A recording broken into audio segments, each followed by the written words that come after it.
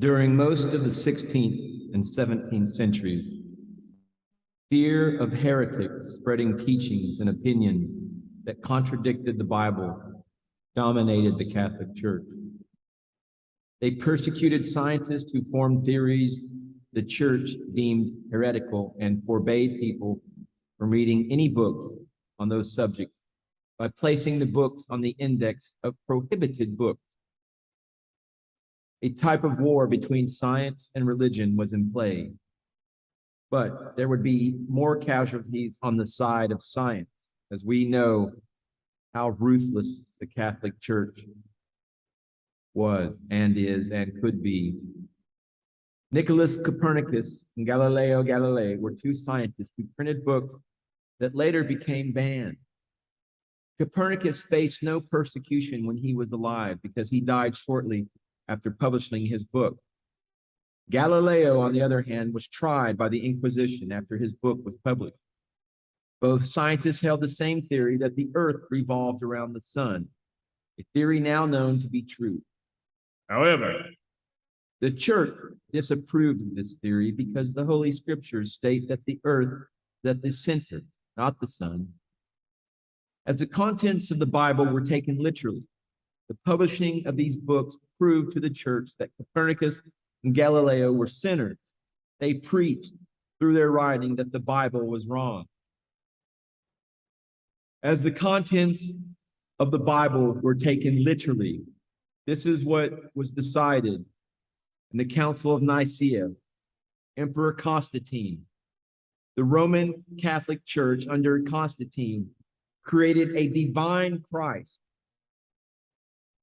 an infallible scripture. Jesus' establishment as the Son of God was officially proposed and voted on by the Council of Nicaea.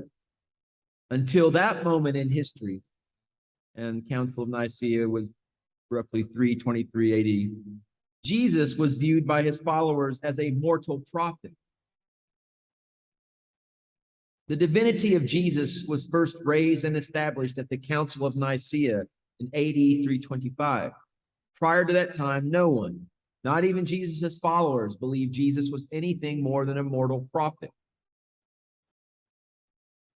The idea of the divinity of Jesus was conceived by the Roman Emperor Constantine as a political power play. The emperor led the bishops to declare Jesus as the Son of God by a vote, and a relatively close vote at that. The Council of Nicaea boldly claimed Jesus being uncreated as the faith of the Church and named Arianism as a heresy and Arians as heretics. This was not a close vote. Only 2 out of more than 300 bishops failed to sign the creed. If Jesus is not God, then what he said is false, and anything he did becomes absolutely meaningless, especially the atonement. The Church, or the Vatican, is essentially what the Church is. The Vatican systematically portrays itself throughout history as a deceitful, power-hungry, scheming, and murderous. The Church may no longer employ crusades to slaughter, but their influence is no less persuasive, no less insidious. So is it any wonder, my dear esteemed viewer, why you're so easily triggered with symbols, with words like Lucifer, which simply means light bringer? Why it is that topics that, let's say, dealing with the black arts, perhaps, are so shocking, perhaps, to you, cause you to feel uncomfortable. But you have to take into account the mental Aikido, the mental and spiritual Aikido that had to take place back in those days, especially when the Vatican was murderous, was inquisitive, was crusading, when anything that was not deemed acceptable by their particular pope at the time, by their church, or anything that was deemed heretical, to include, as I just mentioned, two groundbreaking scientists who helped advance our understanding of the cosmos, Copernicus and Galilei, both branded as heretics. One of them killed as a heretic, burned alive. The other just barely escaping the same fate by his own natural expiration, if you will. But think about it. If this image somehow triggers you and you immediately began assessing all this dark intent, etc., if you associate, because I'm sharing this topic as I'm a devil worshiper or what have you, and then you have been a victim of mental and spiritual aikido, and really what's going on here is this. And this is a book on the concise history of witchcraft, demonology, astrology, alchemy, and other mystical practices throughout the ages. But, leaving witchcraft and demonology aside, isn't it interesting how astrology, which is simply knowledge of the stars, the heavens, and their interactions with our consciousness and our lives and our energies here on this planet, and alchemy, which is everything from, the basis of, the transmutation of, base metals into finer metals, ultimately gold, the philosopher's stone. There's that whole aspect of alchemy that is practical and involves chemistry. In fact, alchemy is the sort of the basis for chemistry, and it's the root word as such. But and other mystical practices, but all of this stuff is knowledge that was banned as heretical by the basically fascist Catholic Church at the time, who sought to control absolutely everything. So any sort of inquiry on your own, knowledge and your own inspiration, you were branded a demonist or a witch or a sorcerer, what have you, when simply you were just trying to get things done on your own accord with a little bit of divine inspiration. And the big Catholic Church, the Vatican, just didn't like that, because you were in competition with their monopoly, or so they wished, monopoly on their worldview. And it's like that quote by Ronald Reagan, loosely paraphrasing, where he said, "Hey, don't steal. The government hates competition."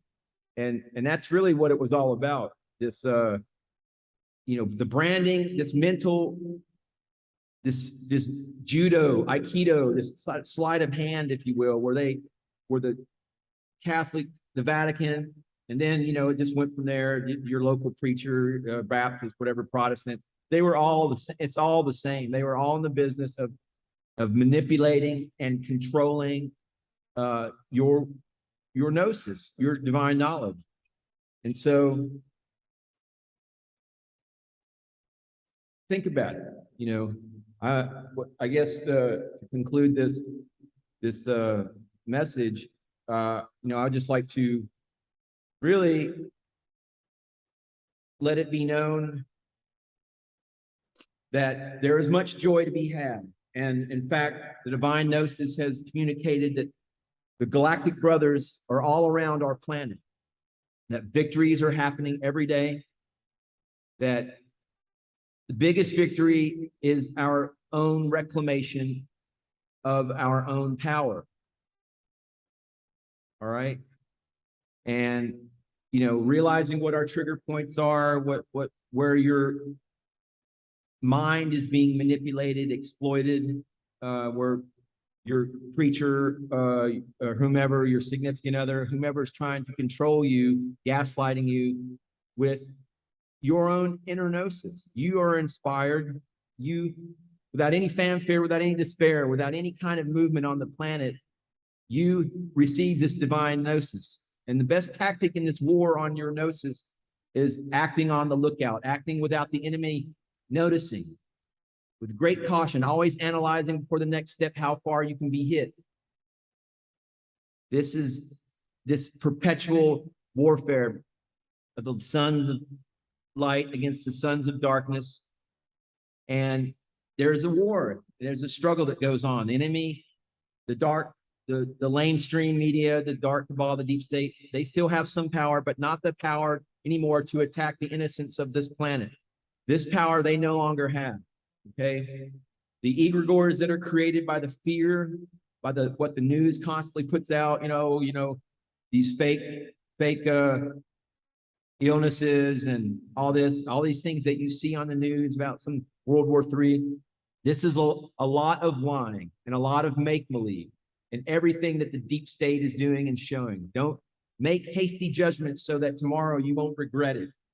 Always act from within your own divine gnosis, the center of your own empowerment. The time is now to trust the light. And that light, the light that is 100% implanted on your planet, on our planet, this light from the central sun, Alcyon, there's no longer any kind of blockage anymore. The light of the central sun reaches this planet with maximum intensity, releasing, displaying, causing all truths to come out. There is no more hiding. The dark cabal, the deep state, the reptilian-controlled political leaders, no more deceiving, no more acting in the shadows, because there are no more shadows. Everything is light, and the light reveals everything. The light exposes everything. How can you tell if something is wrong? Knowing the truth about that fact. Now you just have to be careful, because the media uses every fact as an incentive to despair, to create despair, to prove that everything is getting worse every day. The great wisdom is to look at that fact positively, to control your own perception, to divinely cleanse your own perception within your own knowing, your own inner gnosis. Something bad has been exposed. Be grateful that it has been exposed, this dark cabal. But don't vibrate the negative side. Don't vibrate the action that the media provoke. Vibrate the fact that the light has won. The light is winning. The light is cleansing. What was hidden was exposed for everyone to be aware of this fact. This is the light at work. It's not evil acting, it's the light. However, the lamestream media, they insist on showing that this is their world where only evil exists. But if you look at each fact of this false narrative that's being presented to us, this end time scenario, if you look at all these facts, quote unquote, through the optics of light, the energy is different. Don't spread anything. Don't comment.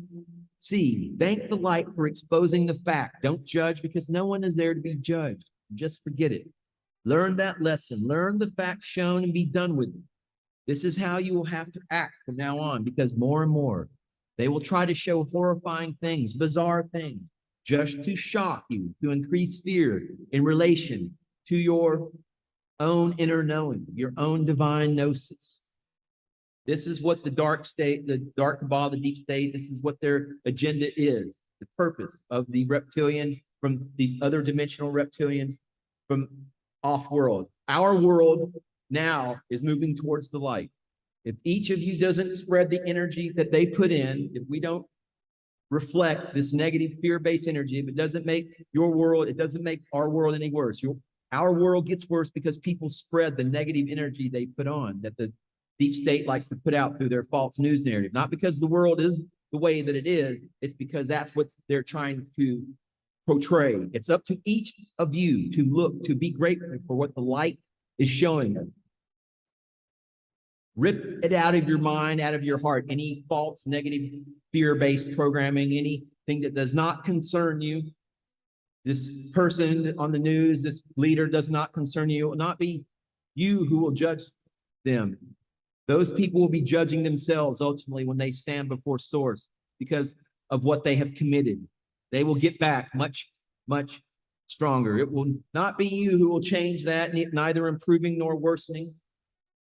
And you can make your world worse if you go into that energy that they like to put out, that fear-based energy. Everything is being exposed. There is no longer any way to hide anything. So know how to face each exposed thing and just understand that there is no truth to this fear-based programming, this fear-based narrative. There's no way for them to hide this anymore. There is only light now on this planet. Everything is moving in stride. You will be surprised how everything will happen. We have reached the point where we have already established the day that will arrive en masse on this planet. How will the human race react when our divine brothers from the stars reveal themselves? I'm not going to say it will be a reaction where everyone will be open-armed and accepting, where everyone will clap, for the appearance. On the contrary, there will be a lot of attack. There will be a lot of talk. Our star brothers will do nothing. They will only appear as a first contact, as it's known. One of them will descend on our planet and speak to humanity. One of our star brothers will come. We still don't know who it will be, but rest assured that one fine day, our galactic brothers will reveal themselves and in the skies. And this day is already marked. They're no longer depending on our level of consciousness. The energy, that was what it was at one point, the frequency level, to maximize the appearance and the message. But now they're to the point, our star brothers are to the point where they are needed to make this happen. And from there, the entire awakening process of the planet will be triggered. You will see every day, so just wait. Those who wait for this day with love will raise their arms and applaud. The vast majority of the planet, of the humans still caught in 3D, still suffering from mental and spiritual Aikido and Judo by the Vatican. So essentially, you need to be aware of your trigger point. And it's my message from this perspective of the Umbanda New Earth education, is to empower yourself with your own frequency. Stop being triggered. Don't let anyone gaslight you. Seek knowledge. Seek. If it seems it's a forbidden knowledge, it's a black art. Ooh, it's scary, kids. Ooh, scary. Ooh, it's Luciferian. Understand what words mean, okay? Look up words. Gain your own knowledge and stop letting people have control over you, committing this mental Aikido, mental Judo, where they keep you away from topics that are verboten, forbidden, all the while they're laughing behind your back because they've tricked you. Be fearless, be without fear, and anyone who seeks to lessen your divinity, hound them to the utter ends of the earth and dispel with them.